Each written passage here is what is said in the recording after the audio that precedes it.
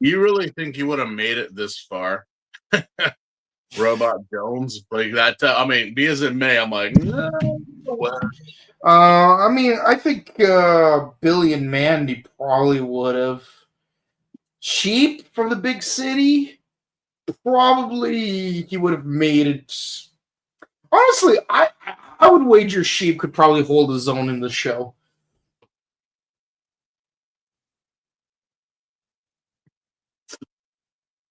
I would imagine like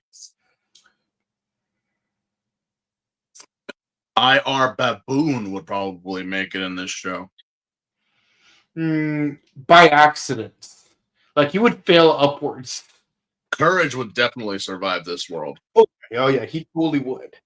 Like, and the thing is, he would be like bruised and beaten to smithereens, still breathing, but bruised and beating. And the thing is, it's not because like he can't handle the licking.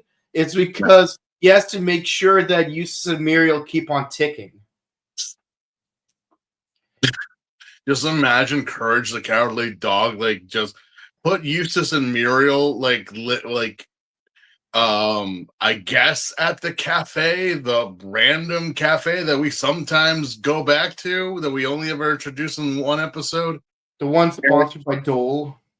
And just Courage, he also becomes a Kamen Rider.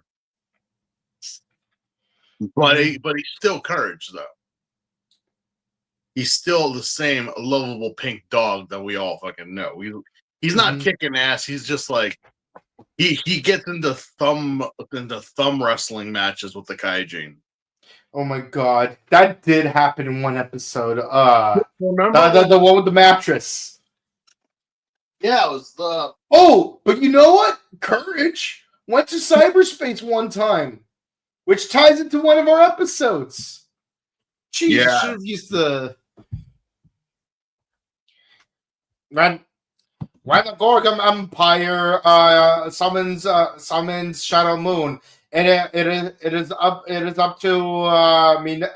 Kotaro Minami in order to go into the cyber world in order to defeat the Porcupine Kaijin. He has become the superhuman samurai Kamen Rider. Superhuman Kamen Ride. Yeah, but how much damage can you do with only like 8 bits? No. I mean, what kind of name is Kilocon? I mean, imagine if like he was more modernized. Megacon, Gigacon, like Terracon. Wait, Transformers might sue someone for that one. Technically, we did get an upgrade to Kilocon, which was no, back then we did, but I'm just saying. No, I mean like with Gridman, we technically did, because what's his face in the show was kind of like the remnants of Kilocon or of the bad guy from the main show, but his name was oh my god, what the fuck was his name? It's like one of those names that was just like, wait. I want to say it was Alice or Sally. Something like that. It's just this big, intimidating Kilocon shadow, but it's like you think he does kind of sound like Darth Vader in a way, as the original villain did. But it's like, what's his name? His name's Sally. Well, wait, are we talking about 4X Gridman? Yeah. I'm going to be real with you. I only watched the first 6 episodes of 4S Gridman because I just could not get into it as much as, the original Gridman. But I know we're going to have to watch 4S Gridman at some point on our Toku Miscellaneous show. Jeez. But yeah, no, it's that is kind of weird because I'm imagining it's like Tim Curry playing a character named Sally.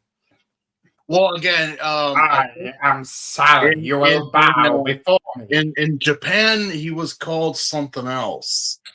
I'm trying to look it up right now. Oh, so the villain's name was Alexis. I knew it was something with an A. I was like, yeah, it looks like Not a bit.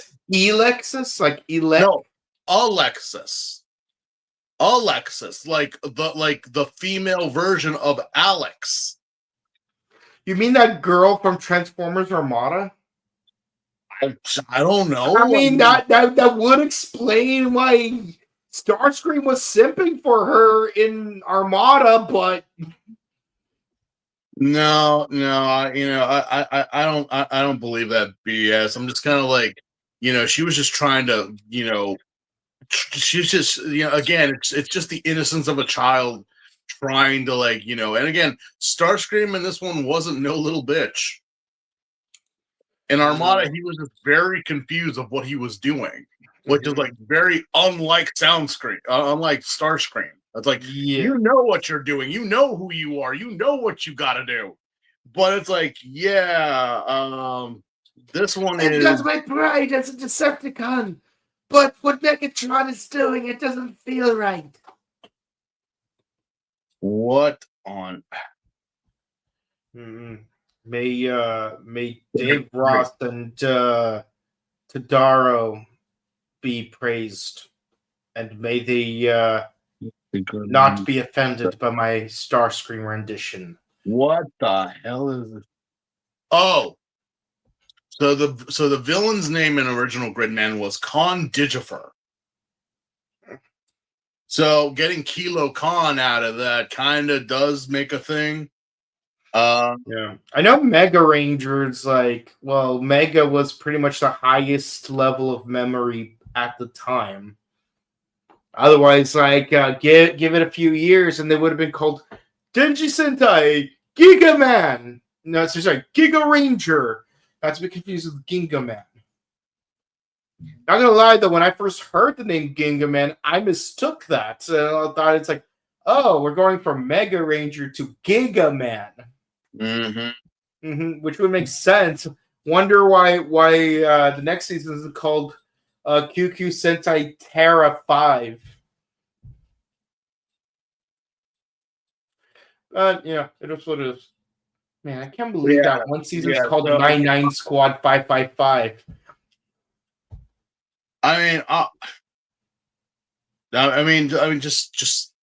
Just the fact that you have an intimidating boss character, and then you're like, what, like again, it's not a joke that people actually know that when they first started making Star Wars, the very first one, they didn't have a voice for Vader. It was pretty much the actor who was saying his lines and everything.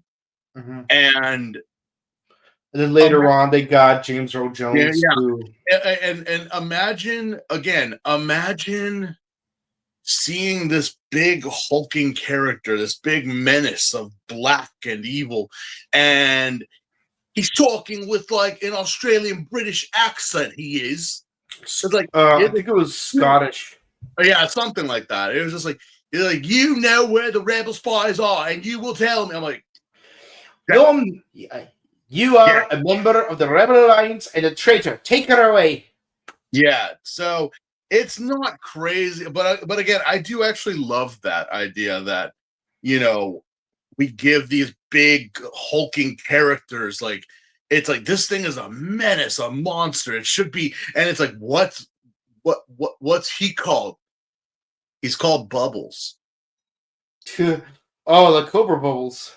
Yeah, like his name is Peaches. Peaches? Yeah. Peaches. I love you. How many people have just like, again, they just realized that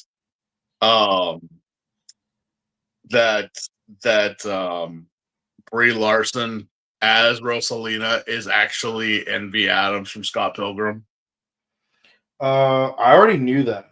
I knew that. I was like I made the joke about Captain Marvel and Superman dating. Yeah. No, we've said it many times before, but it's like, how do you guys not freaking know this? And you guys meme this more than we do. Mm-hmm. You know, it's like how like that's envy. That's Captain Marvel. That's just that's a bad time right there. And of course, That one chick from Skull Island. Yeah. That was actually a good movie though with her in it. Honestly, I think it was like the only movie where I liked her performance. Not gonna lie. Yeah, Captain Marvel sucked. Yeah, it could have been good. I actually watched the first one. I'm like, this sucks.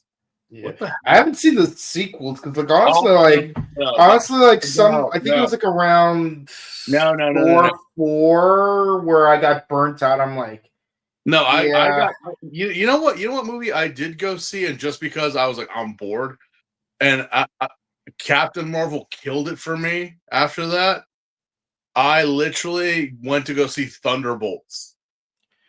I didn't even bother. And I actually was like, okay, here we go. And I actually had fun watching it. I'm like, okay, I know this isn't a great movie and it's not really like whatever, but I'm like, I'm having fun with this. I really am. I did not go bother watching Pedro Pascal's movie because there was already like 10 different Pedro Pascal movies released just this year. Just this year. Where did the man find the time? Holy shit. Honestly, like the only like superhero movie I saw this summer was Superman. Honestly, I only had time for that one movie. I didn't even do that. But I'm like, no, I'll get around to it.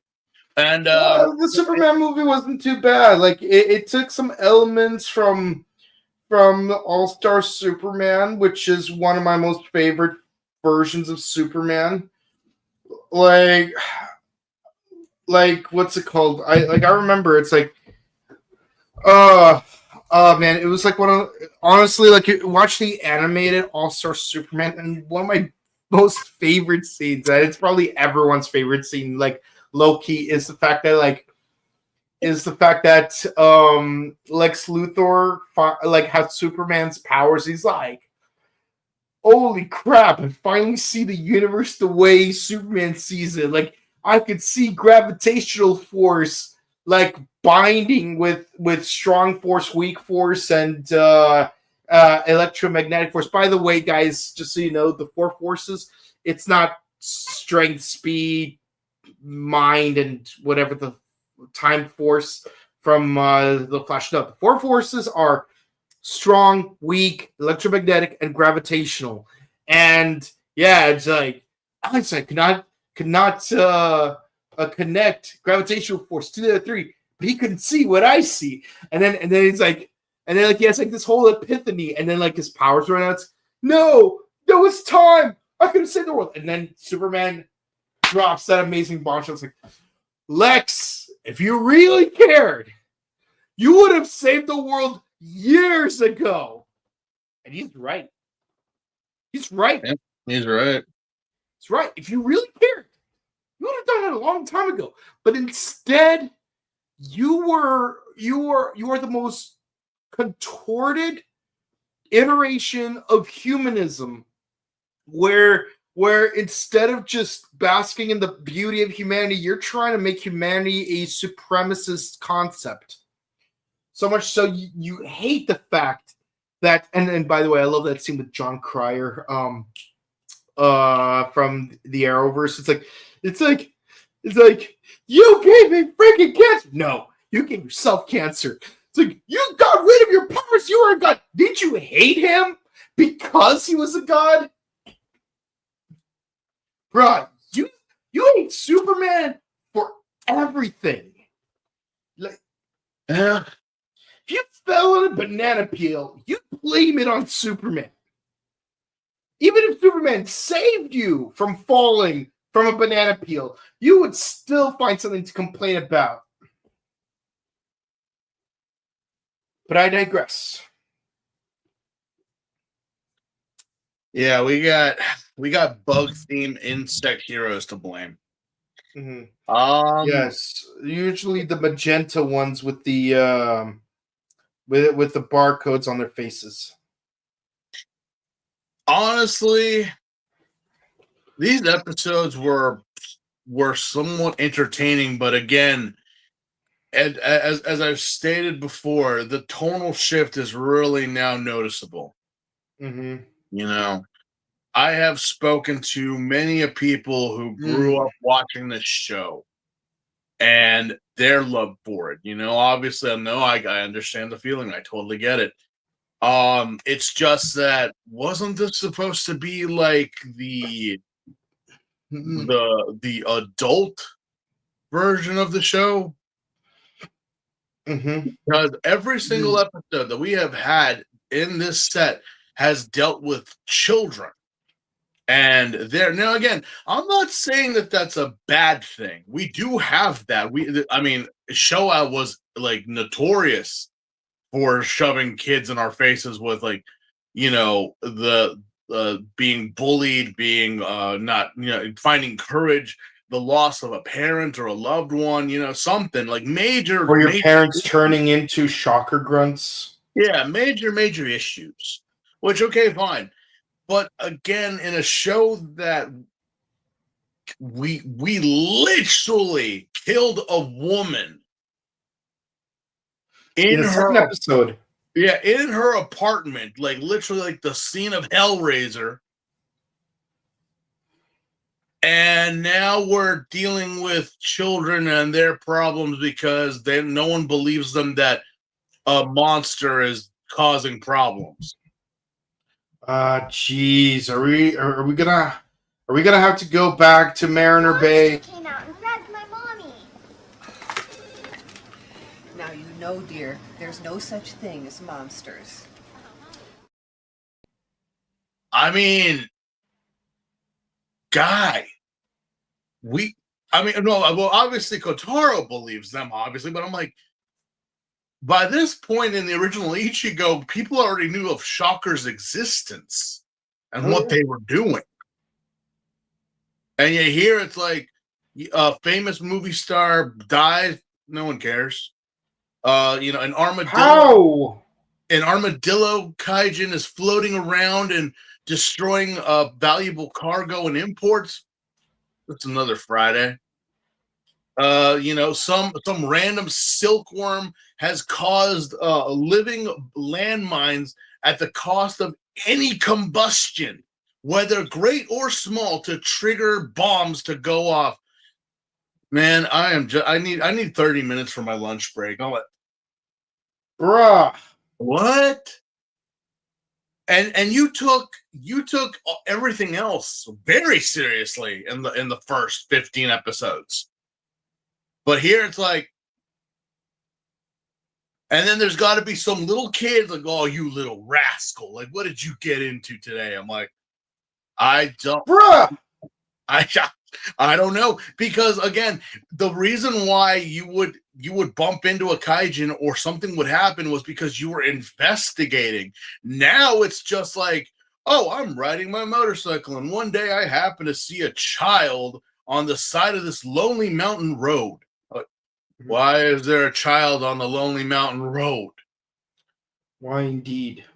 They were living in the suburbs of the city not that long ago. How did they get all the way up here?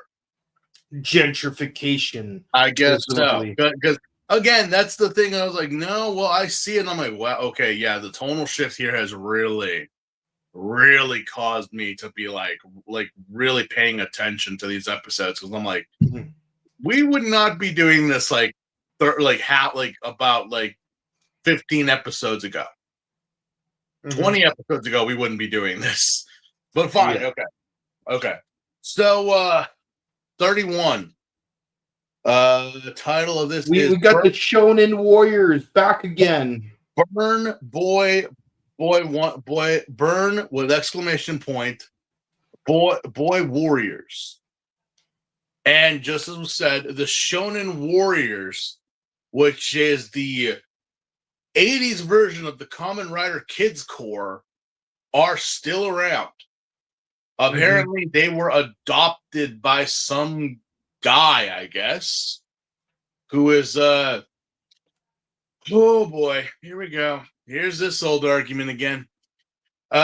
Who works on computers and creates video games.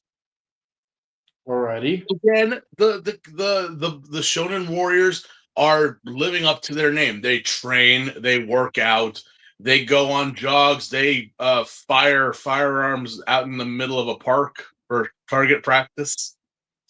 For some reason. You know, Japanese gun laws be damned. We have children. Well, again, those are actually laser guns. They're not actual guns. So that's kind of a gray area. But still, they are training like, if it were proper and you could play Be a Man from Mulan here with this montage. Be a man. Which actually someone actually pointed out to me. They're like, listen to that song like over again. Listen to it. I'm like, okay. Pay close attention. You're so observant, Steven. What do you hear when the song is being played? And I'm like, okay. And I even looked at the lyrics. I'm like, this song is a lie. It's a great song to be like, to be training under, to be doing a montage where I'm like, there's a lot of contradictions. No. Here's the thing. Is that aren't most of these things that are referenced in this song, Be a Man, is that not what we refer to women in society? Because the again, strength of a coursing river. Yeah. The coursing river, mysterious as again, most females are associated with the moon and water. Men are seen as mountains, as strong and powerful. With all the force of a raging fire. The passion, the fiery passion of a woman. It's like a lot of it is referring to female traits. And I'm like, yeah, it is a girl who's in this training. So, yeah. And none of the guys were able to do it. So, okay. Be a man. She trains them. Be a man. I guess so. I guess so. You're hitting your hidden meaning. I get it. Anyway, so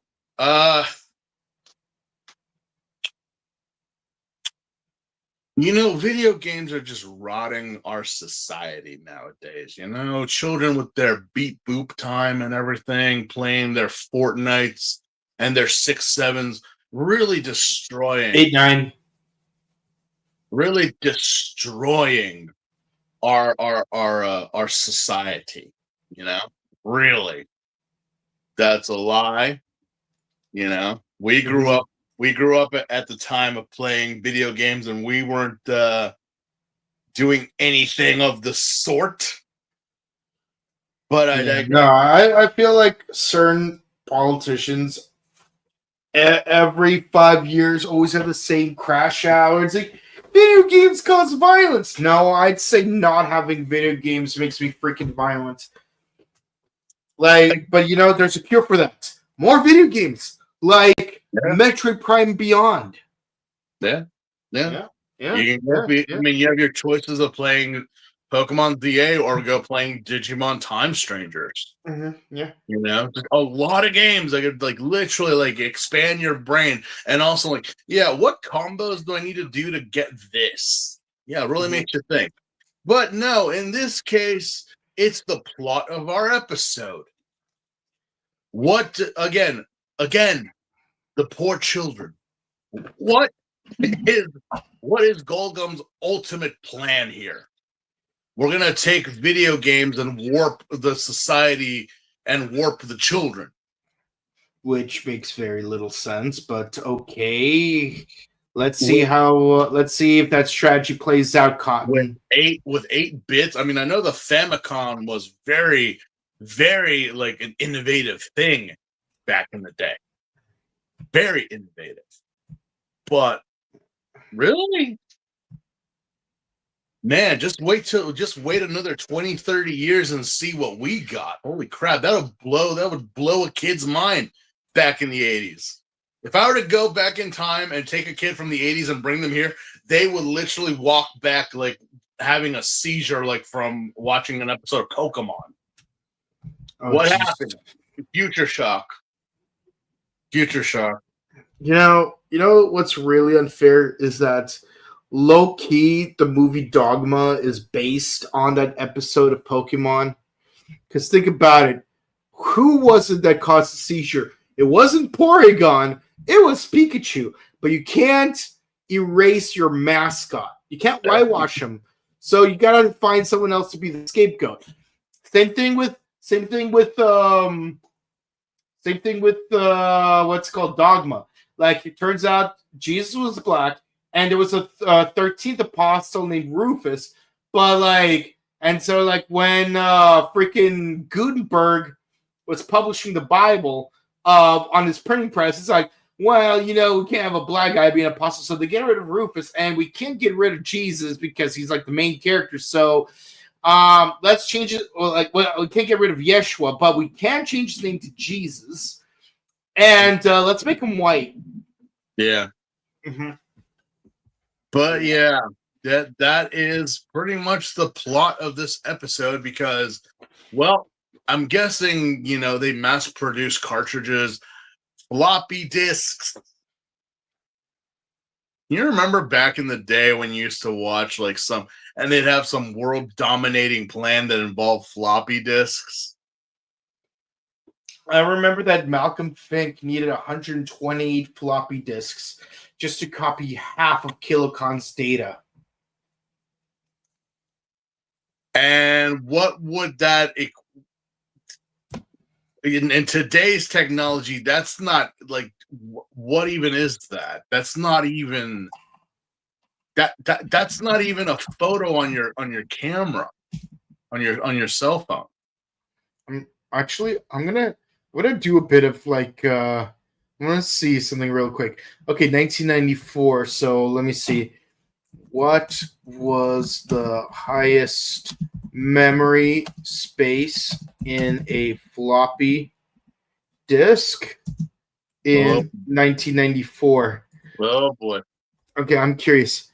1.44 megabytes. 1.44 megabytes. Okay.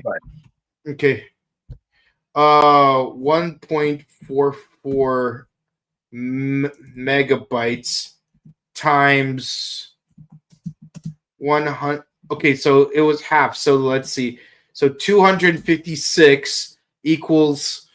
So Kilocon has a total memory of 368.6 megabytes, which is roughly one episode of a tokusatsu before 2010. And this used to be a threat to mankind. Yep. This and also floppy disks were able to destroy governments. Hell, they even oh my god, why can't I remember his name? Goddamn, Jeff Goldblum uploaded a virus onto an alien mothership that caused an entire earth-shattering cataclysm. Yeah. I'm just so you know, if you made an MKV file of this very episode of Kamen Rider Black, it exceeds 400 megabytes. Just so you understand. Yeah. An average episode of Kamen Rider Black as an MKV file is roughly 380 something megabytes. So Kilocon, it's not even that. But apparently he was a threat to the entire world. That's how, in a way, it's sad by today's standard technology, but it's also quite jaw-dropping that's it. That's all that needed to be a threat to the world itself was that. But also think of it this way: it would take 256 floppy disks to not even be able to store one episode of this show. Mm-mm-mm. Again, that's mind-boggling, man. yeah, I know. The technology has come a long way.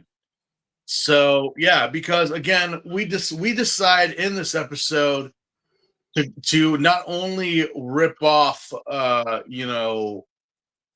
Gridman before Gridman was even a thing, but we also decided That's that tube thing. We decided to rip off Tron because, yeah, so the kids, all kids using any type of technology, computers, Famicoms, arcade games, hell, even I think there was a part even like when he was like just like at a cash register.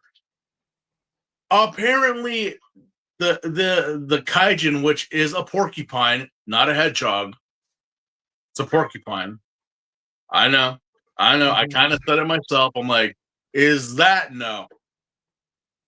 But the Sega Master System was already a thing. I know it was a thing, but that's not who that is.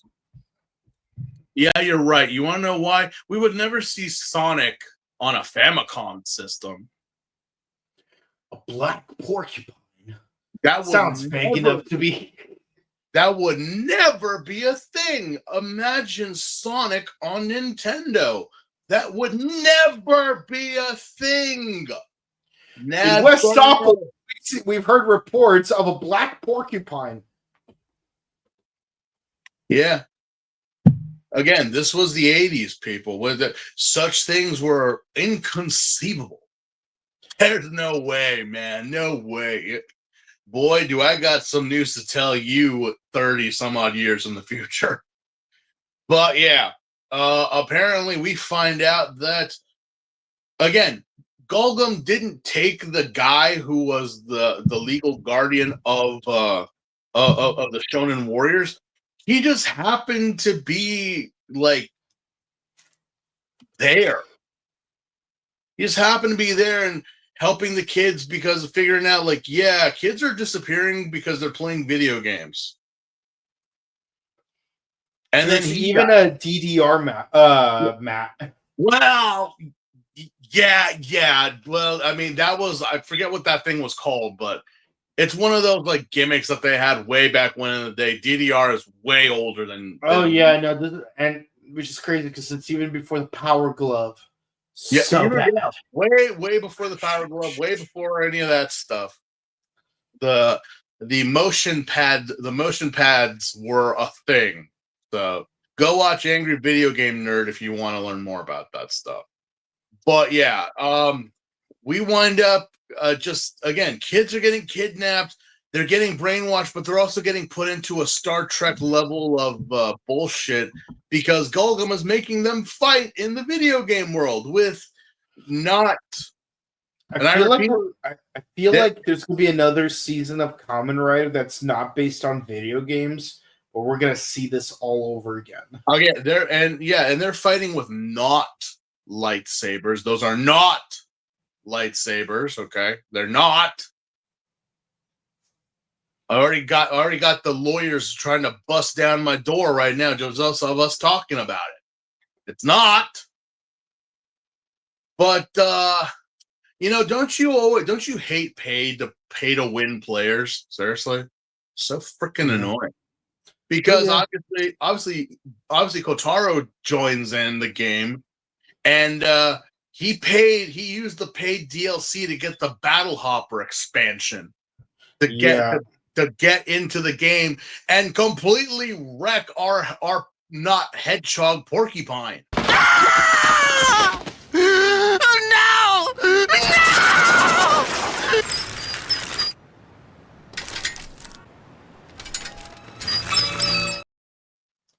And by the way, the original clip is actually a lot more visceral than what you just saw. I had to cut it down both for time and to protect the orphans. Mm-mm-mm. Mm-hmm. Yeah, but that's pretty much what happened. That's pretty much what happened.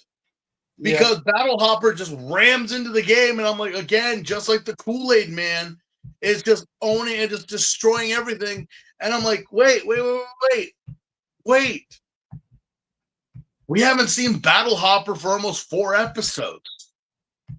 Where the hell was he? Behind a paywall, apparently. And just besides the kid's guardian getting killed in this episode, really there's nothing else that happens. I mean, if you arrange the certain parts of his name, they would form segments of the name Joji Yuki, which is Rider Man. Very loosely, because his name is Yuji. Yeah. So if you switch the letters, it would be what's it called? Joji Yuki. Yuji. Yeah, like Jotaro Kujo. Yeah. I'm just like, okay. Good for you guys. Yeah, but yeah, like you said, they're gonna use the secret the golden disket from Dexter's lab to go into the cyber world to fight Kilo Pine, and with the help of the Rider kids, more like Rider pigs. I'm just kidding. That's a Bernie Tanaka reference. But it's like one of the kids has to stay behind, but using the flash of light, he manages to break everyone out. Normally you'd have to stare into the abdomen of a giant spider to see these kinds of lights. So I'm glad that did not have to happen. Yeah, because I don't know if there's like a giant turtle to counteract the giant spider. But either way, we all know we don't like clowns. No. Well, that was the episode. As to what happened to the Shonen Warriors after this, we'll see them one more time. We have one more time. Where they go? We don't know, but hey, at least they get one more episode, and that's one more than Taki got. Don't remind me. But at least the kids are actually being productive in this, unlike Taki that he just was there and it just happened. Like, you didn't really solve anything. It's mostly Kotaro that just stumbled upon everything, and you just like, I get it now. Duh, because it was literally handed to you. You didn't do any sleuthing at all. But the original Taki was like, guys, I'm gonna go grab some tacos. And then he shows up at Chakra Slayer. Like, it's no big deal. But that was episode 31. Episode 32, we start off with a Walt Disney lawsuit. Episode 32, Dream Girl Yuki. This is like the 5th Yuki we've had on this show. No joke. Oh my god, if this was a drinking game, we'd be dead. But we have a Disney lawsuit because we have a certain young woman with fair skin, the fairest of them all, they say, with 7 clever boys. Yes, very clever garden gnomes. Yeah. Why are you guys here? I don't know. Why did you guys rip off Tron and Star Wars? We didn't do that. I guess it was the foreseeable future that, they knew. They just knew one day Star Wars, Tron, and Snow White would all be under the same banner. I mean, 2 of them already were, because Tron was already a Disney film from Jump. And so the great Jeff Bridges. Before he was. What's creepy but what's even crazier is they also predicted that Doctor Strange was going to be part of the Disney franchise because the ancient cape starts chasing this little girl, and then it strangles her neck down a window for some reason. It was Yeah, all a dream. we get a Nightmare Before Elm Street, Nightmare on Elm Street references here, and again, this is no, Nightmare was already a thing. 1984. Yeah, the 80s was the decade of Freddy, and not just Mercury, but Krueger. Yeah. You know what I really appreciate is how Terminator and Elm Street both came out in 1984. Terminator 2 came out in 1991, but it had a subplot involving the Northridge Mall in 1995, which wouldn't exist because of the 1994 earthquake. And then it just so happens that in 1994, the 7th Elm Street movie comes out where, guess what? The Northridge earthquake happens, and somehow it summons Freddy Krueger in the real world. Yeah. Yeah. It's crazy how Terminator and Freddy Krueger are somehow constantly intertwined, and somehow the Northridge earthquake is somehow the focal point. Mm-hmm. Yeah, no, it just God, really, just the foreshadowing. I swear. But yeah, we have that whole because apparently we're chasing a little girl in this. Why are we chasing a random little girl in this episode? The reason is both smart and stupid at the same time. Mm-hmm. But basically, not to plug shamelessly that we interviewed the lead voice actor from a certain Cartoon Network show from 2005. I will shamelessly quote a supporting character from said show. Magic mushroom, magic mushroom. And I had mushroom soup for dinner. One of my favorites. Oh no. But yeah, they always say don't drink the Kool-Aid. Don't drink it. Mm-hmm. And we're definitely going down this rabbit hole because it just happens to be that I'm guessing, and it's implied. It's never brought up, but it's implied that this little girl has got the shine. Mm-hmm.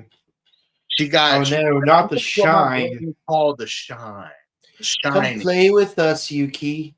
Come play with us. Well, yeah, no. Stephen King was actually again. This was also his day. A lot of things happened in the 80s, and again, the world took notice of it. That Elm Street, Nightmare, girls with psychic abilities. Apparently, Yuki. Miss Cleo. Yuki dreams of her mom because I guess her mom is no longer with her or her father. But somehow she comes back as a nun. I get it. Mother Superior bites the gun, but jumps the gun. Well, yeah, I can understand why they went the religious route, because at the time that this show was going on, Japan was going through its own little cult. Yes, not Happy Science, but the other one. Yeah, look it up. Look it up. That the one that ruined O Ranger. No, that was later. That was later. No, I know O Ranger's later, but isn't it the same group? But I think so, but that was the remnants of that old group. It wasn't at their peak, because that mostly happened during the 80s. Literally, Shocker, Geldum, Gorgum, anything. That was actually a real thing that was going on in Japan. Mm-hmm. The Illuminati totally was a thing, and it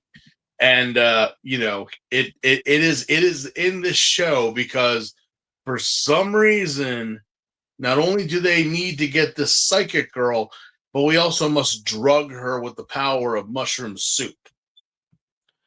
Oh yeah, you're talking about Aoma Shinrikyo. Mm-hmm. Yeah. And as it turns out, yes, I was right. They were the ones who did the thing that ruined O-Ranger. Yeah. Yeah. Yep. I mean, the episode pretty much is like Golgum is like taking not just Yuki, but random children and drugging them, making them despise the Kamen Rider. Their plan is to have the youth of Japan just hate the Kamen Rider Mm-hmm. in a very cultish type way. I mean, aren't you guys already a cult? Haven't you Yeah, not been we already weren't doing that? culty enough. Have you not already been doing that? Our science isn't happy enough. I guess not. I guess not. Because I'm like, so wait, what's with the nun act? What's with the sister act? Well, we gotta hide from the mob somehow. We also were kind of predicting the Conjuring universe as Mhm. well. Scary nuns. Not a thing right now, but they will be in 30, 40 years. I'm like, all right, I'll bet. Yeah. But we do And- have a mushroom kaijin in this episode. That and somehow it creates an illusion world where where Kotaro gets attacked by, you wouldn't believe it, well actually you would if you paid attention enough. Ah! Oh, no!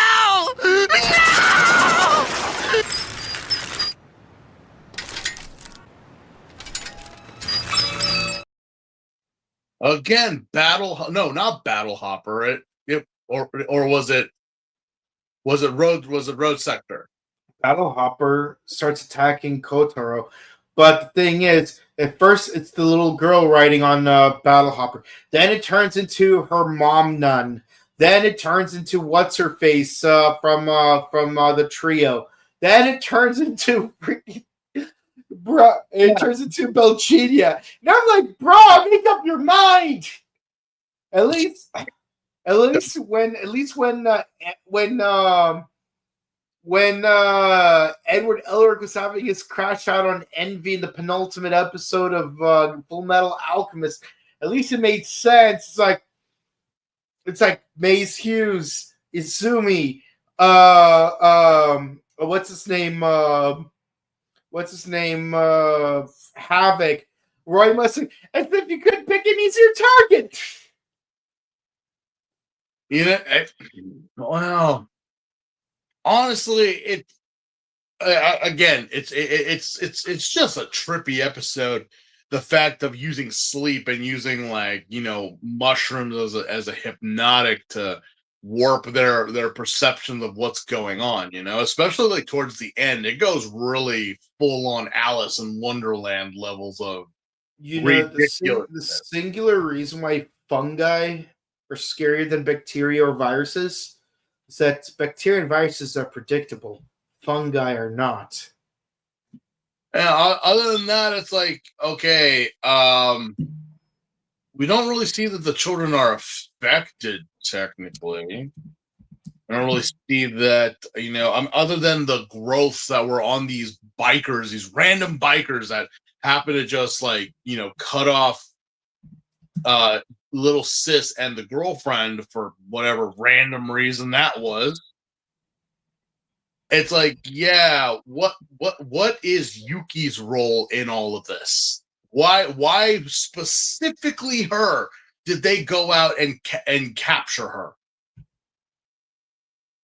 Yeah. Your guess is as good as mine. Really, your guess is as good as mine, because after the whole, now that it's been revealed that she was the bait, there really was no reason. But wait, what about her mom? What about an illusion? It was all fake. Everything was all fake. But no, your mom's dead, kid. I'm pretty sure you would have already known that. Yeah, I kind of did, but it's like, we pulled the Darth helmet on you, pretty much. We kind of just lured you, fooled you, and that's it. Because the fight with the mushroom kaijin I'm like, okay, yeah, that would have happened regardless. So what's the point of dragging this little kid in here? I don't know. Just made sense, I think. It's a little girl that misses her mom. Yeah, and you're using her image to just use her as bait for Kotaro because apparently Kotaro found her out in the dark, wandering aimlessly. Yep. If this didn't happen, you would still be in the dark. At night. Okay, I'm like, Kotaro, what the fuck were you doing out that late in that part of town? Like, not in the metro areas, not like in some random countryside. And again, the whole thing with the mom, that was just to keep her doing it. I thought you said she was drugged and being controlled. She was. Then why use the mom then? You ask too many questions. This is a tokusatsu show. Mm-hmm. The 80s. When continuity was not a big thing unless you were a multi-million-dollar motion picture. And even then, I still have questions. But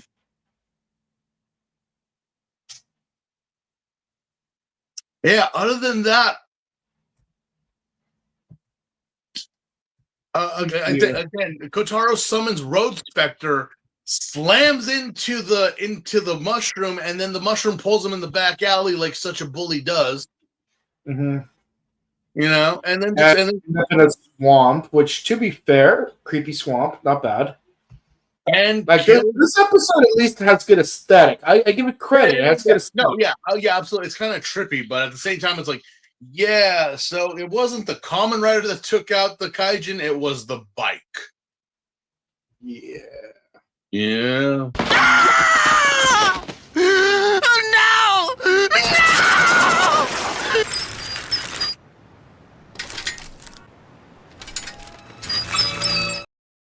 One for Battle Hopper and one for Road Sector.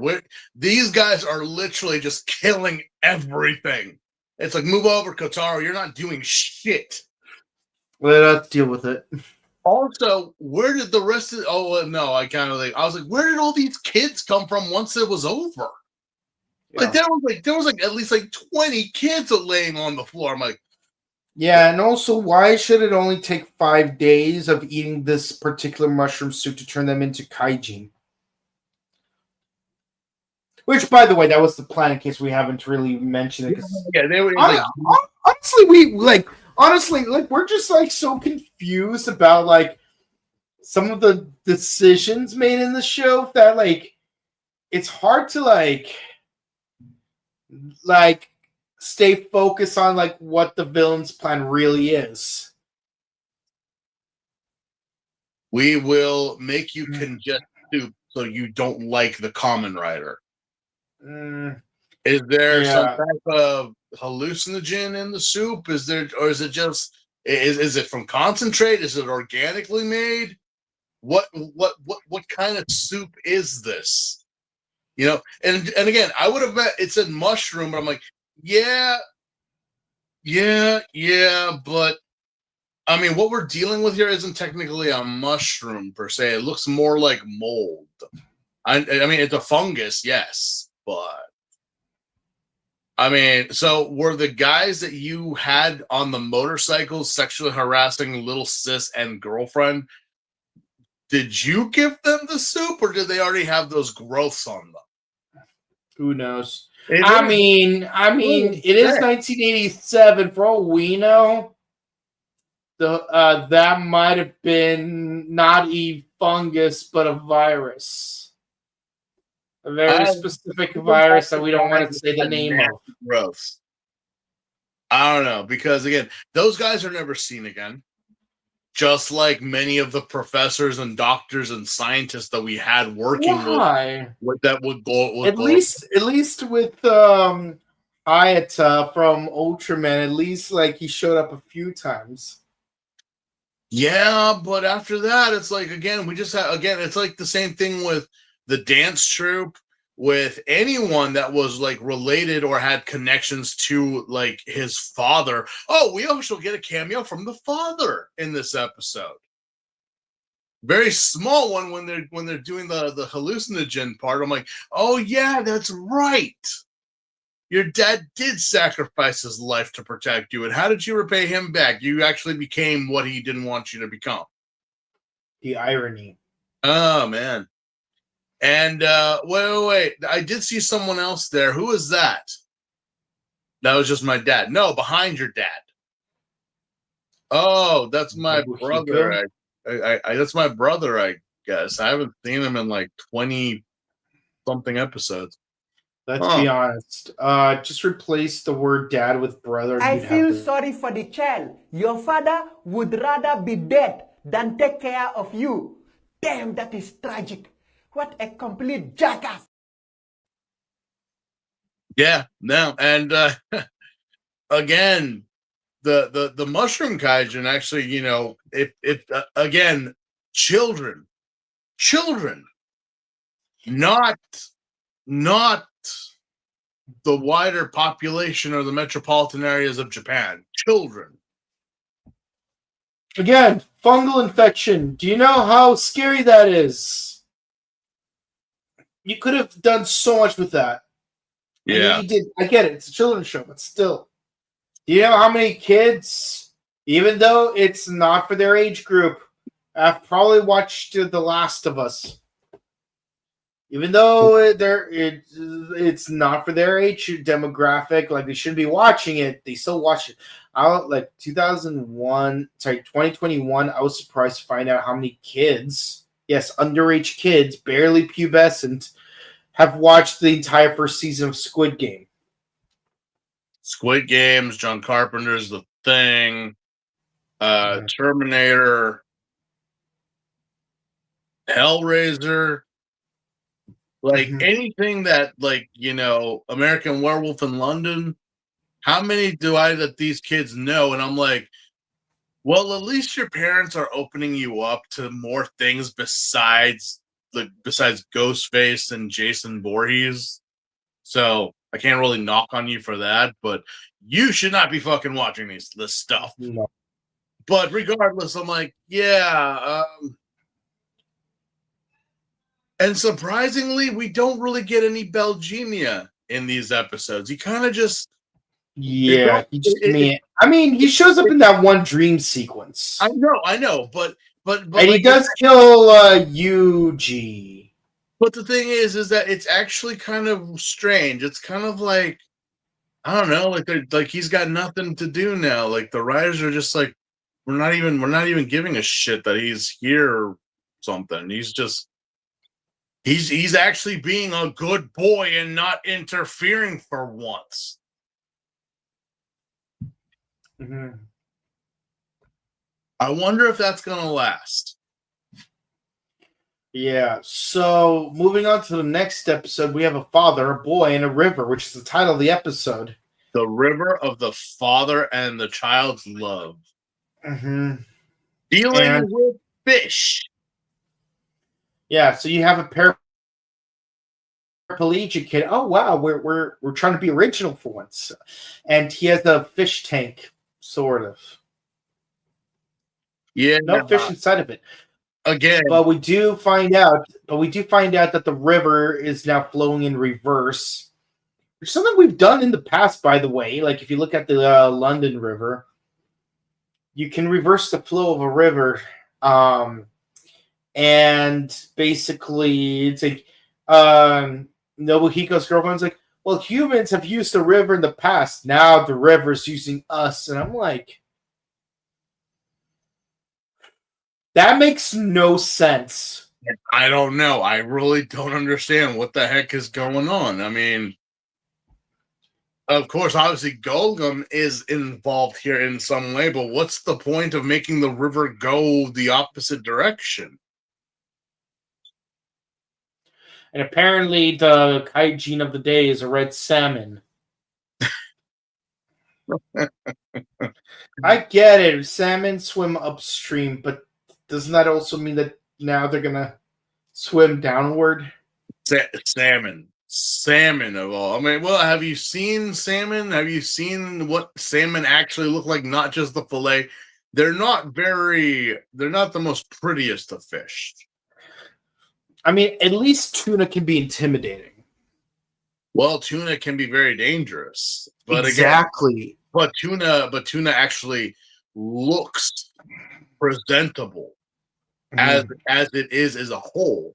If you ever looked at a salmon and you're like, that's not a salmon. No, that is salmon. That is the salmon. It's an ugly little fucker. It is. It's very not very nice to look at. But meanwhile, the paraplegic kid goes off his rails like the baby from the ninja encounter. Sadly, it's not as comical. Like, I wish Bulk and Skull showed up, but they didn't. No. Okay, so what is Golgum's actual plan here? What is their actual plan? What does the Kaijin and reversing the flow of water? What is our end goal here? I'm serious. I'm asking a question. Like I don't even know. I saw the episode. I'm like, what are we trying to do? Yeah, like honestly, I was more focused on the like on the whole father and son thing. Like we do see Belgenia get rebuked by the three sages for like no reason.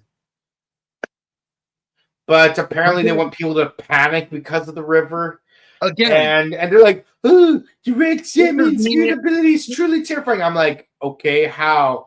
Like the salmon has been growing and training for 50,000 years. I'm like, okay. So why didn't you send it sooner if it's that capable? Here's the thing. And especially when it comes down to Belgenia in this episode. And I cannot believe that this show is actually making me defend Bells. Especially this one and the next episode coming up. What the fuck did he do?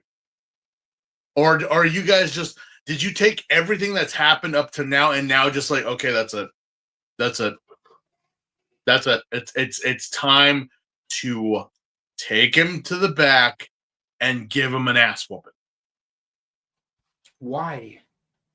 You didn't really do anything in these episodes, and when you did, it's like, especially in these last two episodes, it's like that episode of Celebrity Apprentice with Gene Simmons. He's like, don't get me wrong, I love Kiss, but it's like, out of all two people he could have taken back with him to the boardroom, he takes the two people that were most minimally involved in the failure of his team that week.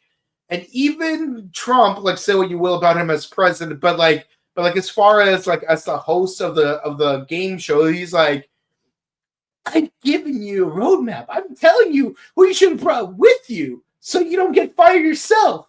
But you choose the two people I explicitly told you not to bring with you. And actually, Gene gets fired.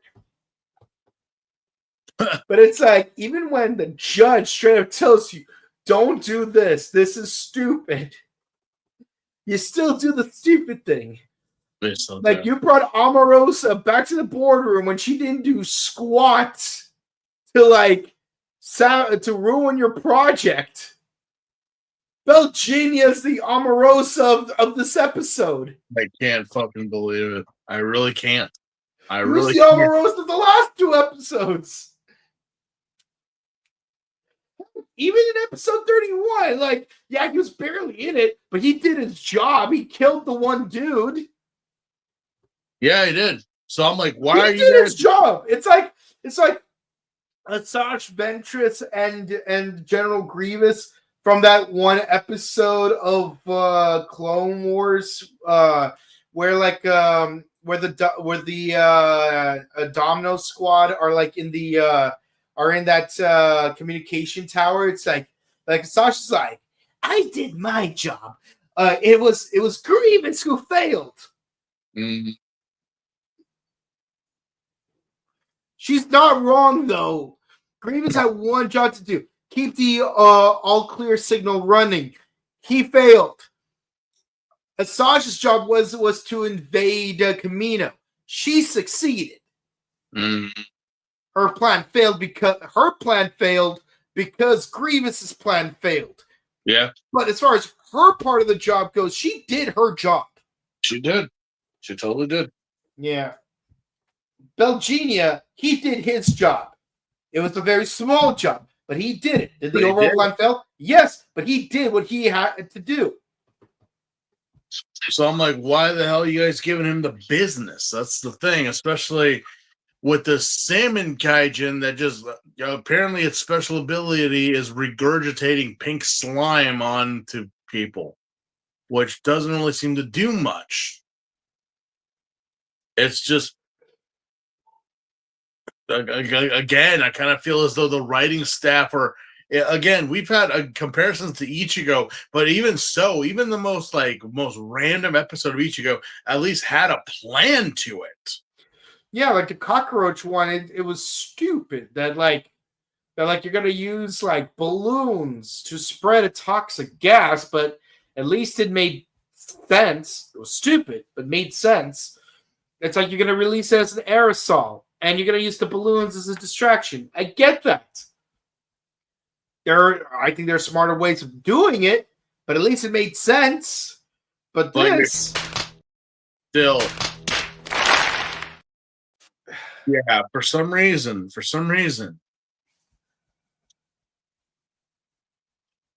I don't know. The only thing of premise or something big here is the fact that the kid is trying to walk again, or just trying to get out of his wheelchair to prove that his dad, but his dad is like super like protective of him. Mm-hmm. And does this have any weight on the story? You would think it would, but in all honesty, this kid is just here as just.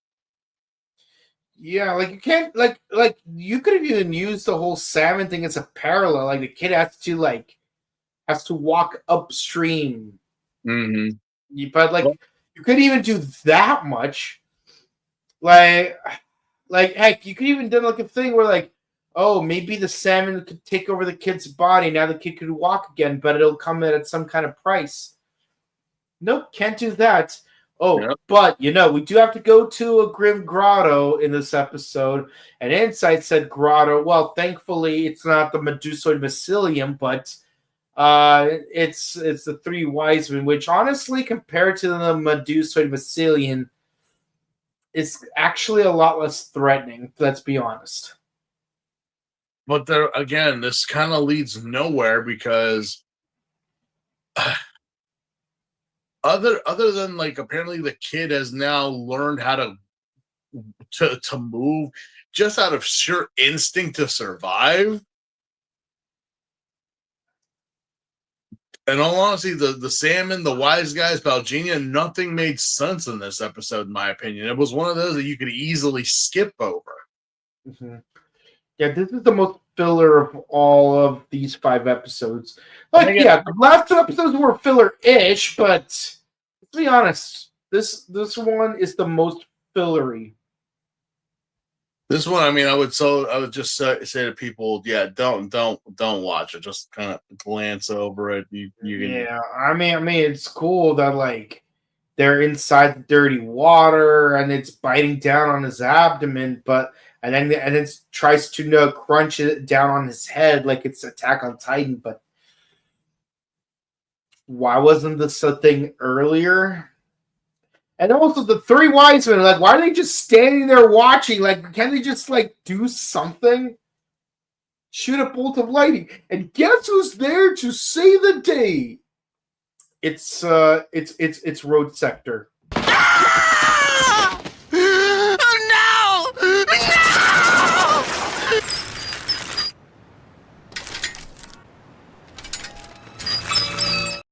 Just single-handedly, like, takes out all 4, takes out all 4 of them, and rescues the kid. And It's teaches like, them. do we even need Kotaro? Like, Road Sector did all the work. And heck, let's have the kid just straight up ride on the Road Sector on his own. Because that does happen in this episode. Yeah. How? Again, not gonna ask how. But either way. Mhm. But we do see the bridge from, like, the one that we always see. Yeah. The throw the Kamen Rider off the bridge valley. Mm-hmm. Yeah, Oh, but neither the Kamen Rider nor the Salmon are actually on the bridge this time. They're in some random grotto where we get sprayed by pink foam. Well, it could be worse. At least it's not boa juice.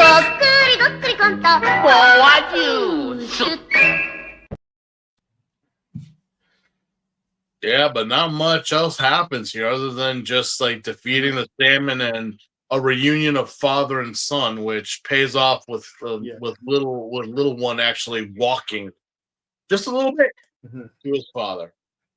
Yeah, and somehow the Kingstone Flash can just like blast all of that foam off of his body. I'm like, you couldn't do that sooner. Not just sooner in this episode, but sooner in previous episodes. Mm. Let me tell you, like, if you play Climax Heroes 5, Kingstone Flash is one of his best moves.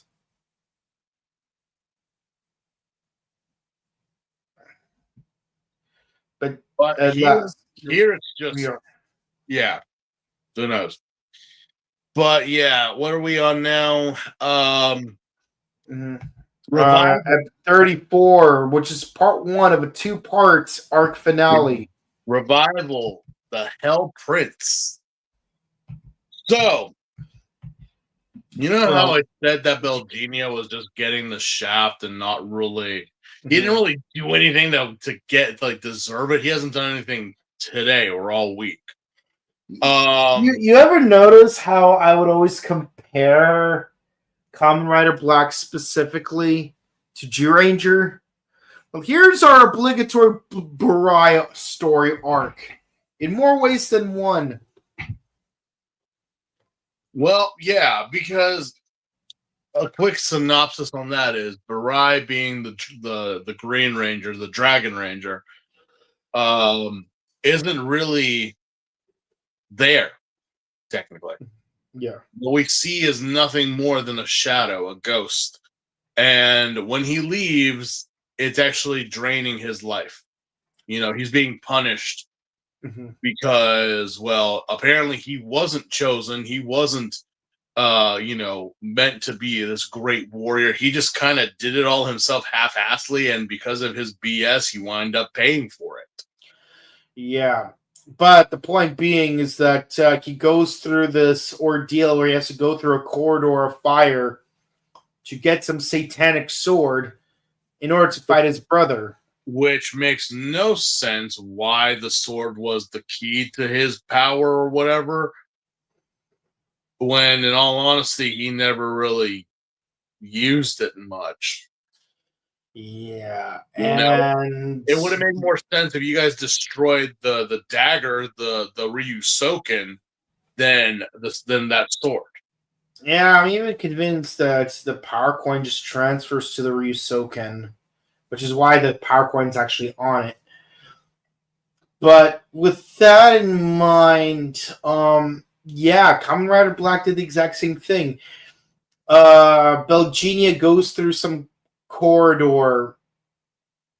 He pretty much gets sent to the principal's office, pretty much. And from there, he gets the Satan Saber. It's like, I'm not even joking. That's what it's called.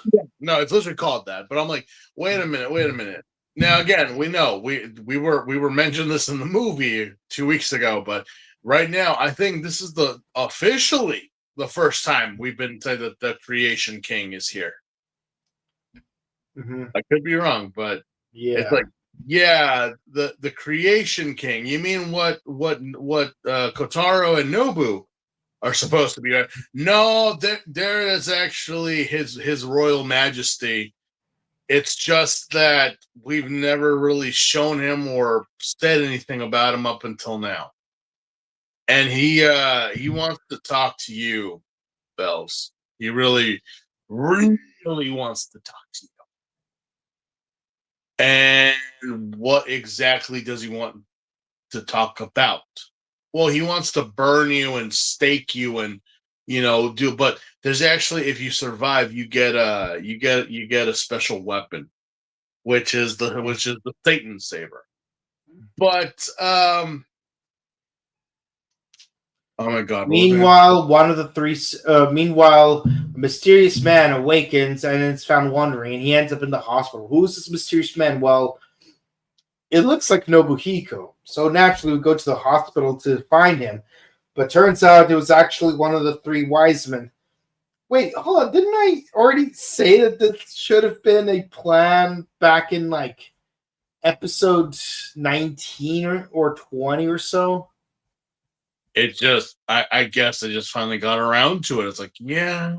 You guys saw it. But I mean, also the fact that, so little sis is here again because they tried to jumpstart Nobu because of his sister. Because in an earlier episode, like apparently some power transfer involving her, the last time they tried to kidnap her, somehow it basically made his fingers twitch while he was comatose. So pretty much what we need from her is just to give him a jump. Like, we're not going to hurt her. We're not going to kill her. We're not monsters. That's going to be his jump later when he. Well, in the words of a mutual friend of ours, jumpstart my heart so I don't flatline like last time. Jumpstart my heart so I can understand the master plan. Yeah. But yeah. So what exactly is the point of this episode and the title more so? Who has risen? Who's come back? Kind of, sort of Nobu, But kind also not. Because the thing is that this episode title is very misleading. Because shouldn't this be on the second part, not the first part, which has nothing to do with the title of this episode? It's just, why? Mm-hmm. But yeah, Belgenia winds up taking what is, obviously the most iconic part of the show, other than what's coming up next. The Satan Saber. He winds up kidnapping a little sis. Actually, that was the Wiseman, but yeah. No, but he wound up kidnapping her. He wound up kidnapping her from the transfer, remember? Yes. I've got a lovely bunch of Dragon Balls, and they're all sitting in a bunch. 1 star, 2 star, all as big as my head. Just give him a toss of planet across, and that's how Vegeta wins. Goodbye. And I guess because he took the battery, it's like, yeah, we're fucked, and the Century King ain't too happy with us. Oh, you think? I didn't think the dark clouds and the thunder and lightning hitting us was him actually being happy. Well, what are we going to do? Mm-hmm. We're going to give him our power coins. Mm-hmm. What? Hold on. Mm-hmm. What? Are you telling me that this whole time you guys could have done this and we would have already had Shadow Moon?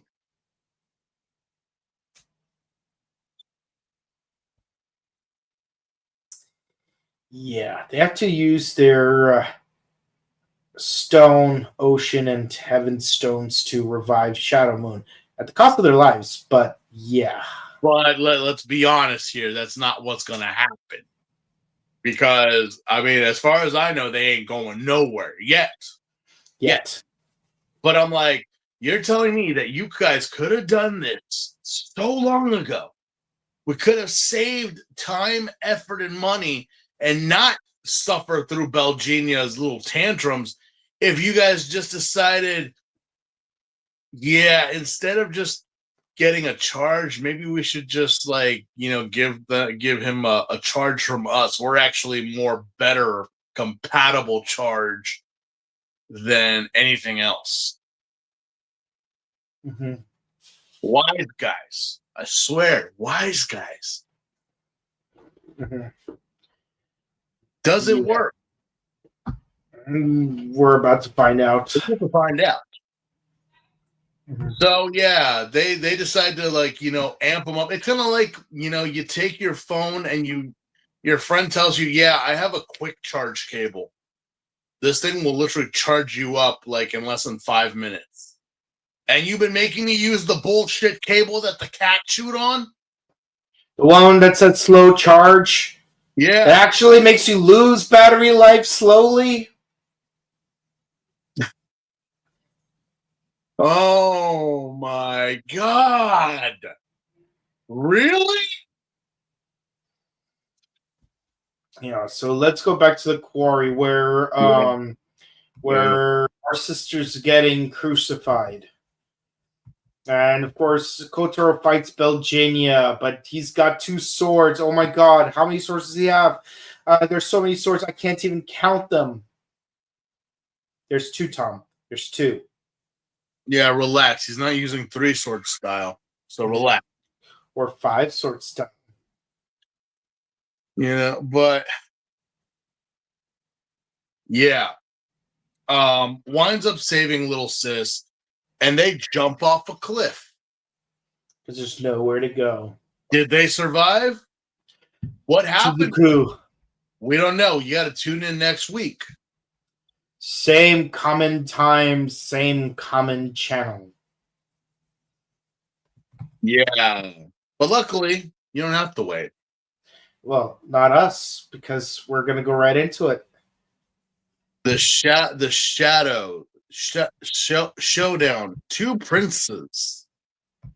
So, again, we pick up where we last left off. Apparently, there was a secret passage at the bottom of the cliffside by the ocean, and we get a little montage of the once happy family of Kotaro, of little sis, of Nobu and his girlfriend, remembering the times that they had, realizing like, so Nobu is here, he's alive, but he might be a bad guy now because of what happened.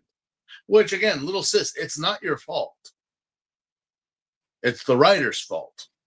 Mm-hmm. So what are we gonna do? I have to fight him. I have to. Maybe I can save him. Maybe I can do something. But again, if you guys fight, then one of you will die because that's what they said is gonna happen. Yeah, you can't get around that. You can't get around that. Really, you can't. But what do we do in the meantime to fill out the episode?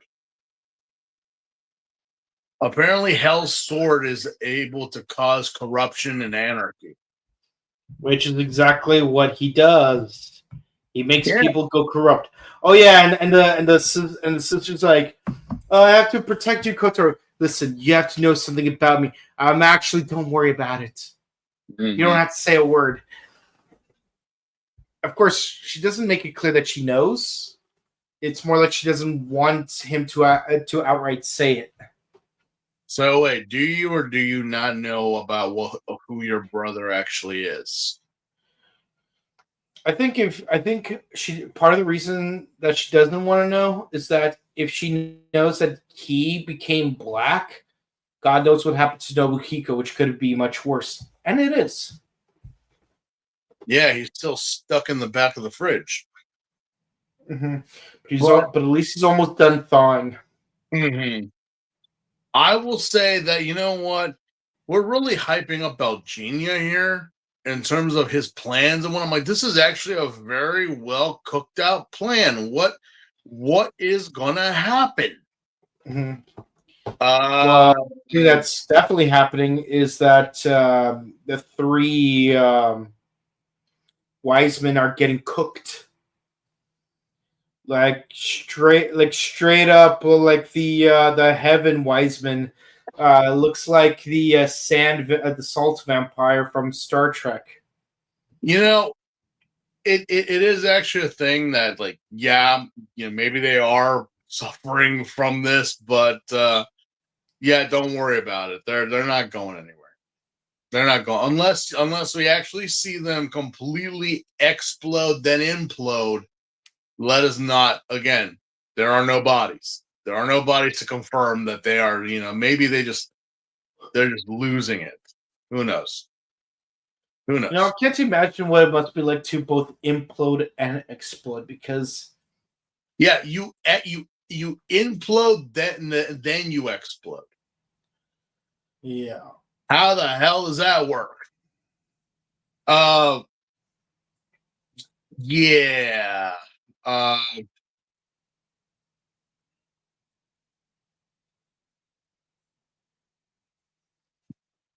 I'm at a loss for words here. I really am. But I know it's obscenely stupid. But yeah, no, the city is getting wrecked. Like the whole city. Like, wow, could we not have just done this sooner? No, yeah, seriously, what exactly happened? But do we have? But again, I mean, there's almost nothing to address. He just transforms, presumably to fight Belgenia, but no, nothing involving the bikers. Even after they destroyed the cafe. But Nobuhiko finally finished cooking, and out comes a very metallic figure. Yeah, but remember, Bell's actually lost the sword. Mm-hmm. He lost it. Where'd it go? Where do you think it went? I'm like, did he drop it? Did he? What? You can't let go of this sword. It just disappeared. What happened to it? It's in the hands of a certain villain from the Masked Rider. And let's just say it's not his childhood friend who's brainwashed. Yeah, that's stupid. Yeah. No, it's Shadow Moon. Oh, hell no! Oh, hell no! Oh, hell no! Oh, hell no! Oh, hell no! Oh, hell no! Oh, hell no. You know what we should do? We should totally get the Sailor Moon transformation sequence for Shadow Moon. We should, but it totally works. It would totally work. It totally works. Well, it's funny that Belgenia believes that it's the three sages that took away the Sage Saber, but no, it was Shadow Moon. Shadow Moon pretty much flash stepped at when he dropped it. See, the thing is, the sword didn't actually fall and hit the ground. More like it flew up. It's more of the fact that he was so fast that he got it and then went and left with it, kind of taking away his you think you're a badass, I don't let my weapons fall to the ground, unlike you. Wait, we're quoting Troy now? I guess so.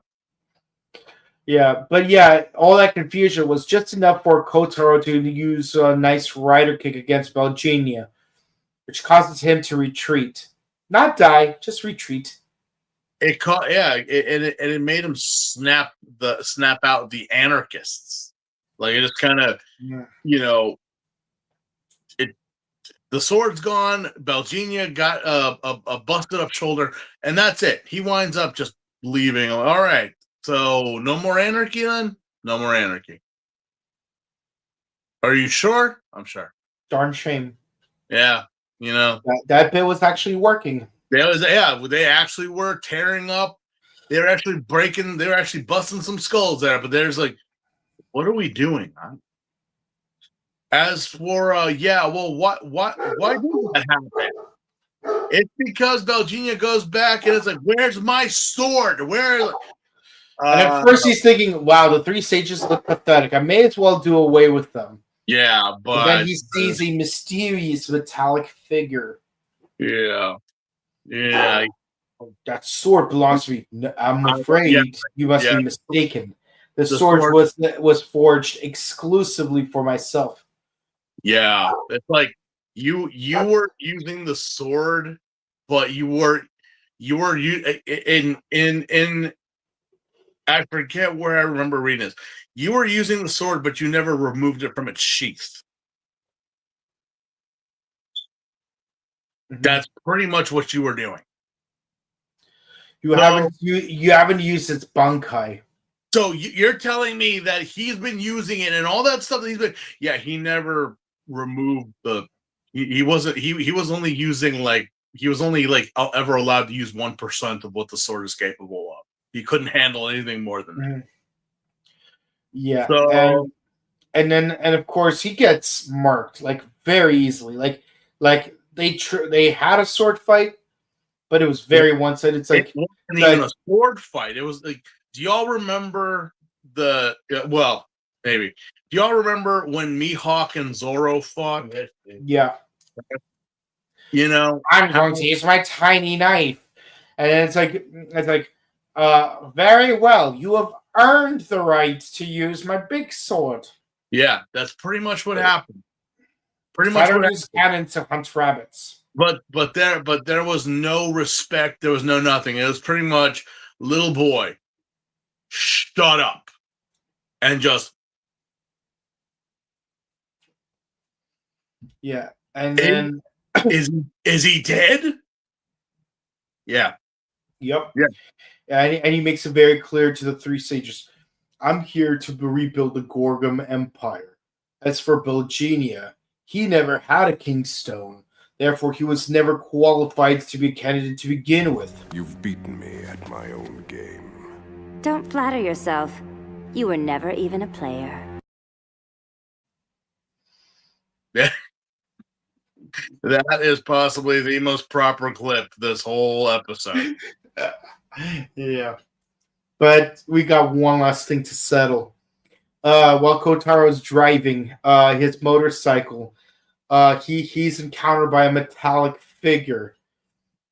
And then he says, Nobuhiko's gone. I am Shadow Moon. Come the summer solstice, you will be dead.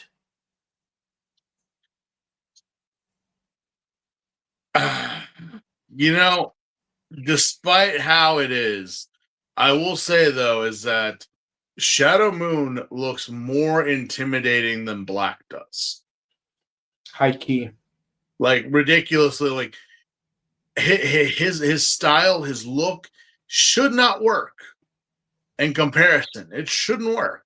Mm-hmm. But he is more of a threat, more of, again, it's that presence that is given.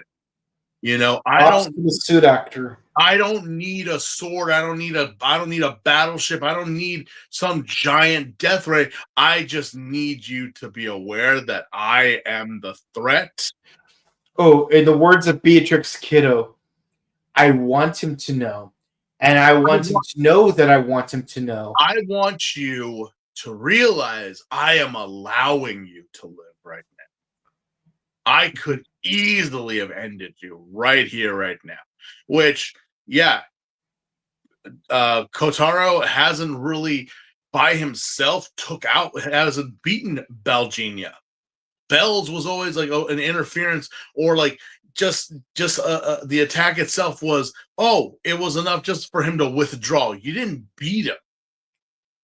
And yet this guy, just fresh out of the oven, rips his head off and then says, fuck you. Mm-hmm. That's how you make an entrance. Absolutely. That's how you make an entrance. You have the fuck you attitude. I don't care. Everyone else, all your threats, everything. No. Now it's me. And I'm not playing around. And I'm hoping, this is the feeling that we should have gotten like episodes ago of the nitty-gritty of the what's going to happen, because we did have that originally with the three wise guys. We kind of had that when Balgenia showed up, but that was a surprise. But now we have it back again. I just hope that they don't nerf it, that they don't like start adding in random whatevers. Like, again, you have the wise guys, you have Shadow Moon. That's all you need.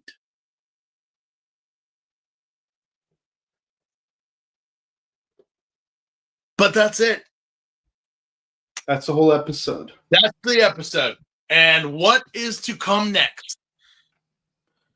I don't know. 3 episodes of stuff. I don't know. I don't know what's going to happen, but I hope they keep this momentum going, because so far this was the only time I'm like, yeah, okay, shit has hit the fan now. Balgenia's gone.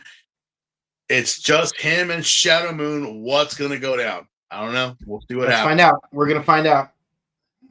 But yeah, that's it. That's it. And other than this last 5 minutes of 35, there is really nothing else to talk about. No. Everything was just Balgenia going out like a punk. Everything was glorified padding. I mean, I'm not saying. I mean, it's good to see the kids core again. It's good to see that, you know, they're actually doing something and fighting against Golgum instead of just being a nuisance.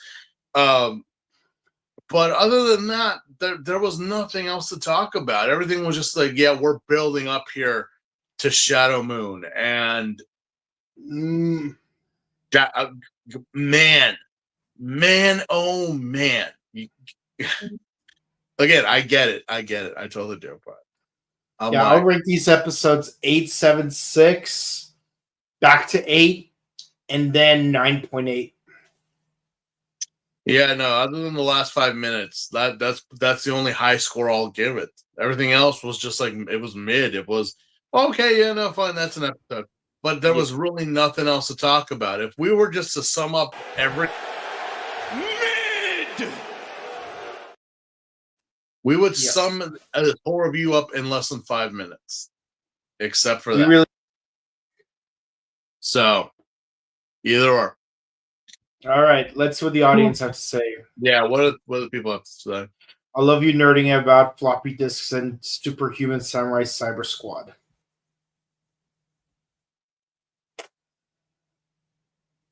Yeah. No, again, imagine just a floppy disk was able to destroy the world. Nowadays, people don't even know what the fuck they are. I think that kind of makes a floppy disk more intimidating because of that. Because it's like, we don't know. If a floppy disk back in the 80s was able to destroy the world, imagine what its capabilities would be right now. It could still do that, except we think of memory sticks and external memory and whatnot, and the clouds now. It's like the Mexican Inquisition. No one's expecting them. Again, using that again, you don't. A very powerful virus could be made and put on a floppy disk. It's like, but what could you? No computers have floppy disk trays or drives anymore. Yeah, now let's make an external one. That's attached to a USB. Yeah, that is true. But again, just like you said, like technically you could convert it, because it's like, if you have an external floppy drive attached with an AVG port, you could attach that AVG port to a USB converter. Again, could cause major damage if you were to use it right. Yeah, just turn yourself into Alan Cumming from GoldenEye. All right. It's low-key funny how frustrated you guys seem. It's not that bad. Surely. Actually, it is very frustrating. And don't call me Shirley. You know, it's the same thing that we went through with X and Ichigo. It's just the fact that, again, these shows were episodic. You can come in at any time. But can you imagine being a kid and you missed out on episode 35? Specifically? and you come back next week and you're like, wait a minute, what happened? What do you mean? Who's this gray dude?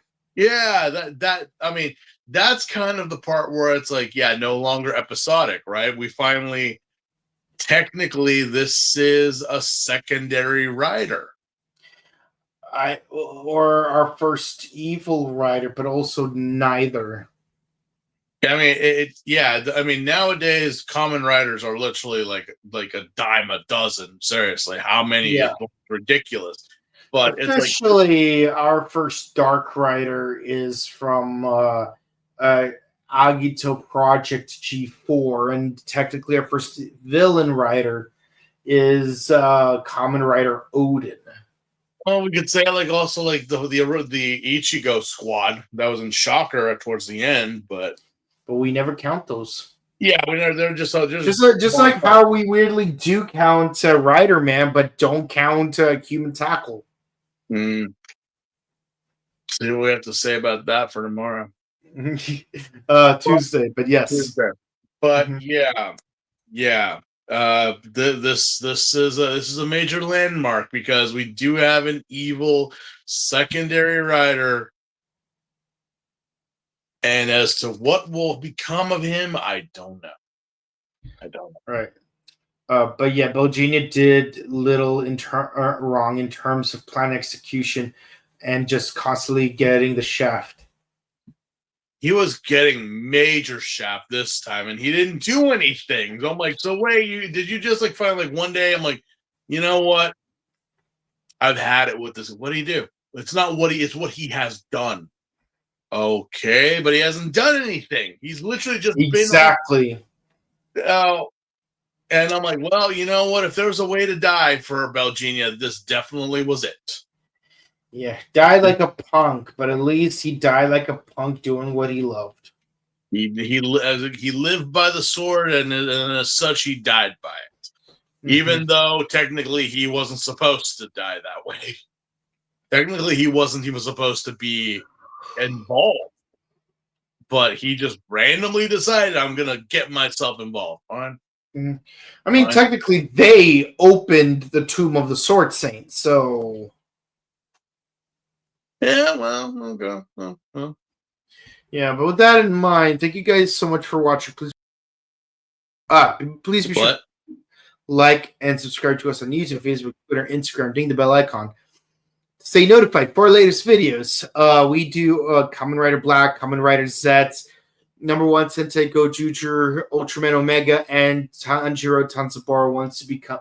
Tojima Tanzaburo wants to be a Kamen Rider. Can you imagine? It's like rider breathing. Okay. Also, check out our sister channel, The Buttery Show, where we discuss various movies and TV shows.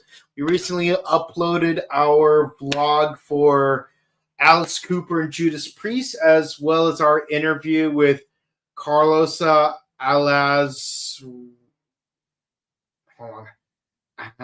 Rocky. There we go. Got on my third try. He did the voice of Rocco from Rocco's Modern Life, Dr. Crocker from Fairly Odd Parents, and Laszlo from Camp Laszlo. So yeah, a lot of good stuff. But yeah, join us on that channel later, where we're gonna upload more interviews and more vlogs, because we got 3 more vlogs to go and 5 more interviews. So, will we get all of them by New Year's? Who knows? Hopefully, maybe. I don't know. I'm the one doing the editing, so it's like, With all that said, guys, thank you guys so much for watching. Gonna say hi to us in person. Come see us at Pasadena Convention Center on January 25th for Pasadena Comic Con, and August 28th through the 30th for Power Morphicon.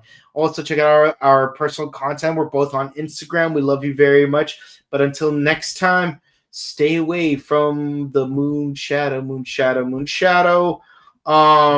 Don't trust anyone named Wednesday.